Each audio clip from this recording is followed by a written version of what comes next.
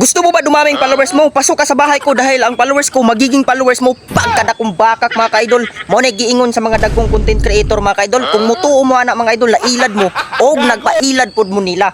Kay ang tinuod mga idol, sila ray ni grow ana, sila ray ni taas. Pero kamo nga nag-comment og nakigyakap sa ilang bahay, ubos mo. Mao na yung mga strategy o diskarte nila mga idol para paspas sila mo bro. Ang tinuod mga ka-idol nga makig-engage to engage. Kana mga small content creator mga ka-idol nga sayo pang small content creator mga ka-idol kay makig-engage to engage sa mga sama nila o sama na ako ng mga small content creator. Pero kana mga dagkong content creator mga ka-idol, tsamba na kung makig-comment na sa inyong mga video og makipag-engage na. Di na makipag-engage sila mga ka-idol. Kay nga naman taas na kay na sila, di na sila mamansin. Kay maunay mga strategy nila mga ka-idol nga pakuha ng hatak sa audience ba nga sila ray mo grow pero kamo ubos ra. Maunay mga ka-idol nga dala pangilad na ng ilaha mga ka-idol, kung magpailad gid mo, mailad yun mo.